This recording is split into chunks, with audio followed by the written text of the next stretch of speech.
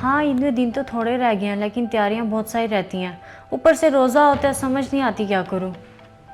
Madam जी, जो आपने काम बोला था वो हो गया।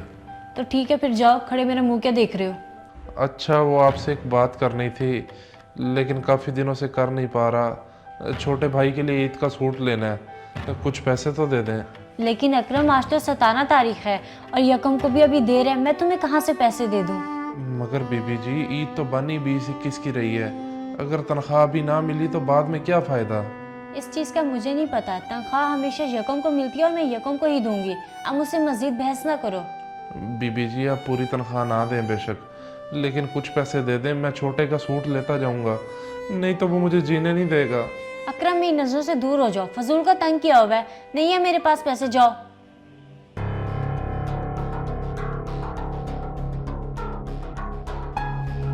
हाँ बहन, खैरियत है? किस चीज़ की बहस चल रही थी अकरम के साथ?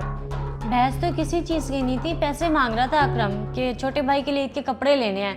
मैंने कहा मेरे पास कोई पैसा नहीं है, यकम पे मिलेंगे। मगर बहन, ईद को तो वाकई 2-3 दिन रह गए हैं। आप उसे पैसे दे देती, यकम को तो अभी बहुत देर है। तुझे नहीं पता इस अकरम का। अगर मैं अभी पैसे दे देती तो सुबह ये काम पे ना आता। और मुझे हर चीज़ का पता है, तुझे समझाने की ज़रूरत नहीं है।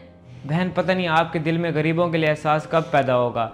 अल्लाह ने हमें सब कुछ दिया है, अगर हम उसे 2-3 हज़ार दे देंगे तो क्या ही हो जाएगा। ओए, उठकर कोई काम भी कर लिया कर। सारा दिन हड हरामों की तरह बैठा रहता है, कोई काम नहीं है तुझे। क्या काम करूं भाई, आप ही बता दें, मुझे कुछ समझ नहीं आती। तुझे सारी जिंदगी समझ आनी भी नहीं है, क्योंकि घर बैठे हर चीज़ मिल जो जाती है। की थी मैंने तेरे सूट की बात मैडम से, उन्होंने आगे से मुझे 36 बातें सुनाई। अगर तू ईद पर नया सूट नहीं पहनेगा तो तेरी ईद नहीं गुजरेगी क्या? उस ईद का फ़ायदा ही क्या जिस ईद पर इंसान नया सूट ना पहने। मैं नहीं बोलता आपके साथ।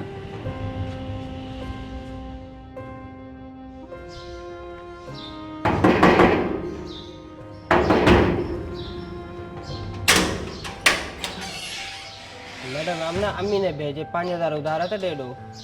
5,000? मेरे पास तो इतने पैसे नहीं है। तुम लोगों ने रोज़ का तमाशा बनाया हुआ है, मैं कहाँ से दूँ इतने पैसे? मैडम तो सदा नाराज थी न पे वे, क्या नहीं तो कोई मसला नहीं, मेरे को अम्मी भेजा ही, मैं ही वास्ते आ गया। हाँ हाँ, नहीं है, जाओ। अम्मी भेजाई।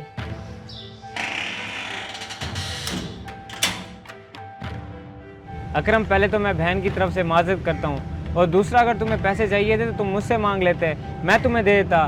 तुम्हें उसकी आदत का पता तो है। बस साद भाई, आपसे पैसे मांगना मुनासिब नहीं समझा। उनसे भी काफ़ी दिनों से बात करने की कोशिश कर रहा था। अगर आज कर ही ली तो उन्होंने आगे से 36 बातें सुना दी। गरीब की कोई ज़िंदगी नहीं है। अकरम, परेशान होने की ज़रूरत नहीं है। बाकी ऐसी मायूसी वाली बातें नहीं करते, अल्लाह ताला भी नाराज़ हो जाते हैं। ये लो पैसे, और ले लेना अपने भाई के लिए सूट। बहुत शुक्रिया साद भाई, अल्लाह आपको हमेशा खुश रखे। और मैंने ये देख लिया है कि हर बंदे की अपनी अपनी सोच होती है। जैसी आपकी सोच है, अल्लाह पाक आपको दिन दुगनी और रात चुगनी तरक्की दे। जुहेब, हाँ बड़े दिन हो गए हैं, कोई नया शिकार हाथ नहीं लगा। मैं तो कह रहा हूँ इस ब्लैक को बेच ही देते हैं। 64-40? और ये तो मेरा बाइक है, तुम्हारे पास कहाँ से आया? रुको, तुम्हारी ऐसी की तैसी।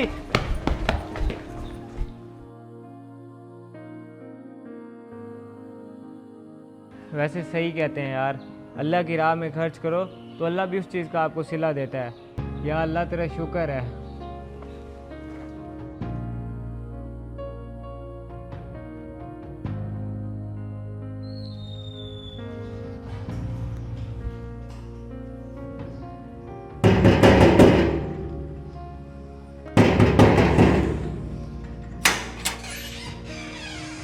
कहाँ गया था तू, और वो भी बताए बगैर?